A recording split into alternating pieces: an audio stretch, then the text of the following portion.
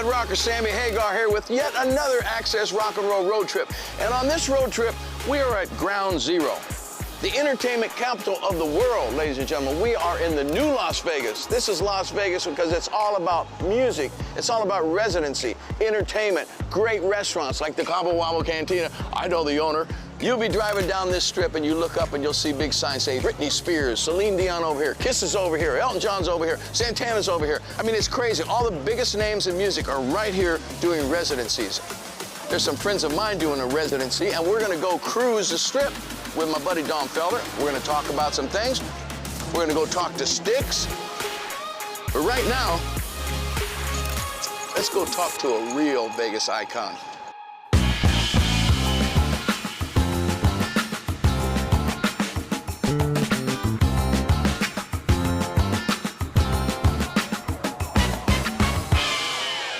The man himself, the guy that invented, you invented Las Vegas in a way. Yeah, Wayne Newton did. He's the old Mr. Las Vegas. Yeah. I see him once in a while, like in grocery stores. Like, what the? Yeah, Steve works for you, right? Yes. Yeah. Anyway, Mr. Carrot Top. So you don't look like a formal guy to me, so I don't have to call you Mr. Top. No, you do not. I just call you the Carrot. Red Rocker and the Red Topper. This is the Hooters job application right there. What do we do? Just fill it out and you're good. This is redneck air conditioning. Damn, it's hot as shit out there.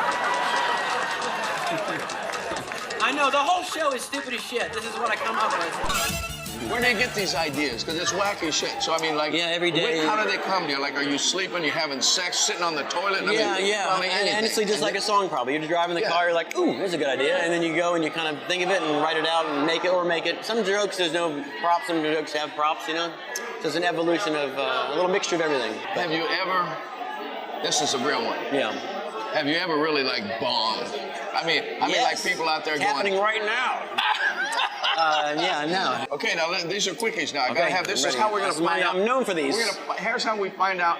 I'm the king of really quickies. And who he really is, okay? All right. Okay, Carlin or Pryor? Carlin. Boom. But I love Pryor, but Carlin, I'm like,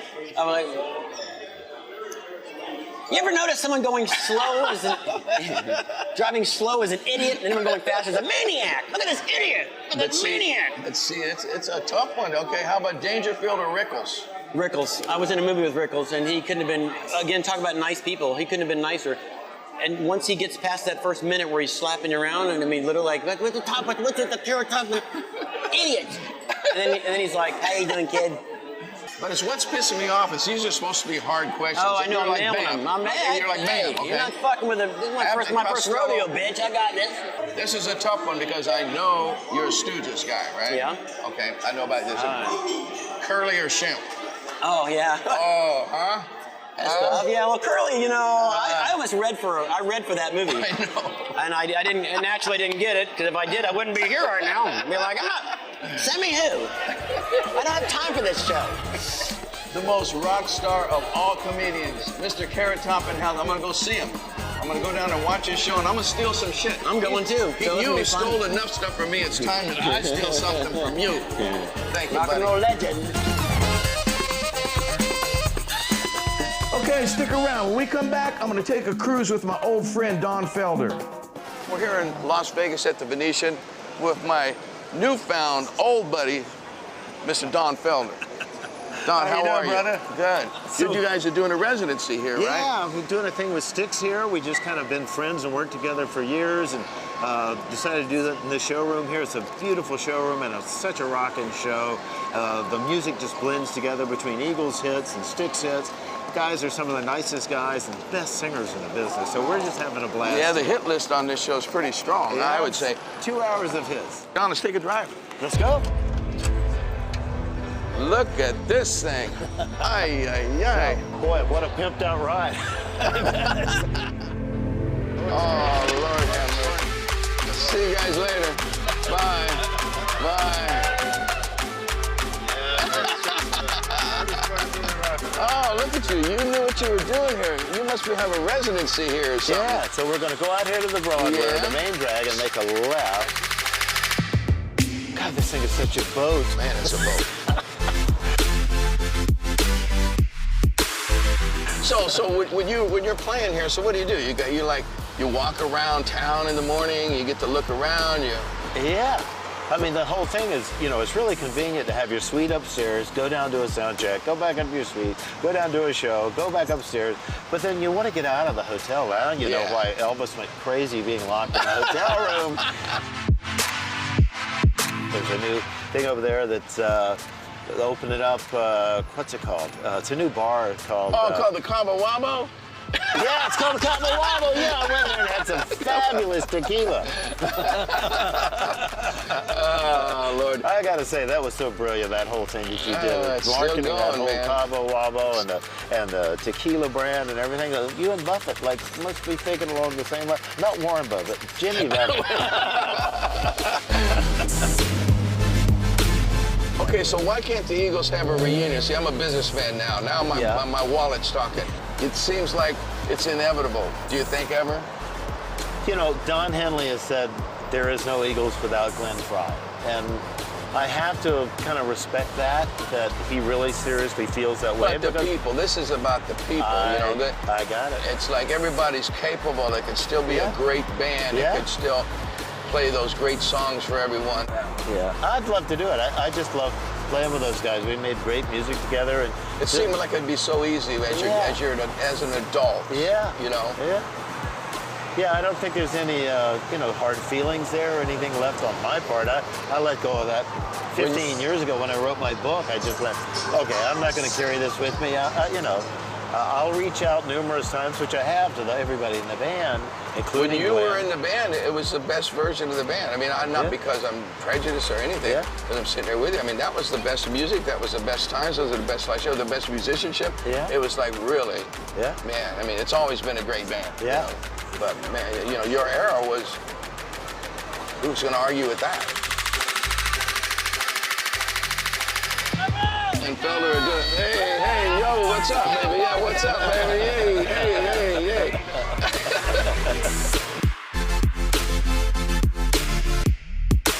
Well, Mr. Felder, let me tell you. That was great. It's been a pleasure. You're the easiest guy to hang with. Is that right? What do you say? You want to go sing a song? Let's go sing. I've never sang this song in my life, you know. It's going to be What if I fun. butcher it?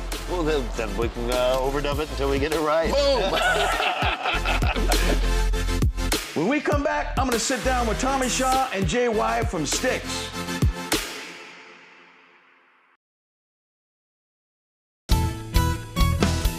We're heading over to the Venetian Theater to catch up with Styx before their show.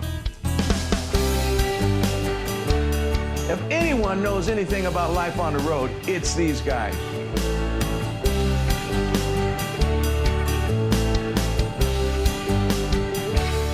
Welcome back to the Rock and Roll Road Trip. Right now, we're at the Venetian Theater with Styx. We're with my old buddy, Tommy Shaw. Hey, Sam. And Jay Y. And I'm going to interview these guys about this stuff because...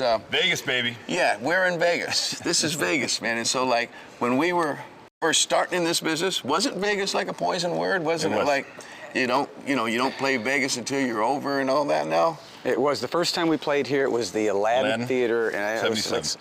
And somebody in the theater, after our sound check, said, "That song, Fooling Yourself, Connie Stevens sang that here last night." Because it's a hit. Yeah, Connie Stevens, you know, we followed Connie Stevens. No, but it's so amazing. It's like how much it's changed that now this is where everybody plays. It's like, you know, all the residencies. But I've never done a residency. I mean, what do you think? You guys been on the road your whole lives. We have. What about a residency? You like it? Better than going on the road? Typically, I mean, if we're on the road and we're in a place for more than 2 nights, you start getting antsy and it's like, get out of here. But we've had such a great time here. There's a lot to do. There's a lot to do, and this thing that we're doing with Don is so much fun. You know, what have we done it 3 times? Yeah. You know, we've had some rehearsals and done it 3 times. It's like, we're just starting to get to the meat of it, you know? So we're really looking forward to doing it every night. Okay, so what happened in 1983 when you guys split up? You said these things, you know, happened. We had really 3 different mindsets about the music, and Dennis was always more of a traditional balladeer, and he liked show tunes. I saw Hendrix 5 times, saw him twice, 3 weeks before Woodstock in L.A., and you know, I wanted to be Jimi Hendrix, I wanted to be Ritchie Blackmore, I wanted to be Jeff Beck, I wanted to be Eric Clapton. And so he and I, and Tommy came in sort of after the 5th album, and Tommy had the rock thing to him, but he also had you know, he had an R&B side to him, and he can play almost any acoustic stringed instrument. So we're coming from all different directions as each other, but we just really had a problem with the direction of the album that year from Tommy's and my perspective, and it just you know, it was just like we were fed up with each other. Well, how'd you get back together? Because that's a trip. I mean, usually when a band breaks up, people go their separate ways. It only took 13 years. We did, but you know, 13 years? Really? Was it that long? We tried to sneak up on it for how many years? For 3 or 4 years? There was a failed attempt in '91, and then so from '83, finally in '96, we got back together. Well, the thing is, MTV, which was the tail that wagged the industry dog, changed from hair bands to, you know, Seattle. And so Damn Yankees, had a great thing going before that, but Tommy lost his deal finally.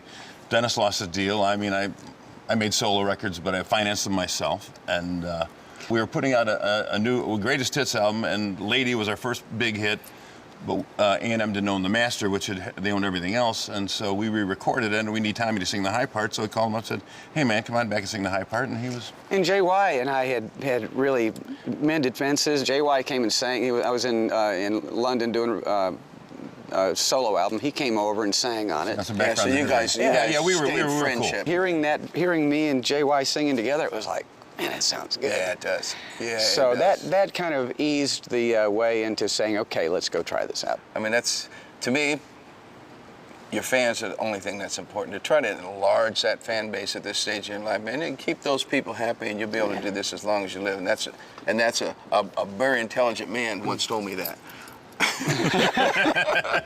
Thanks, you guys, man. Awesome. Pleasure. All I can say is, God, these guys are the same guys I met like 30 years ago.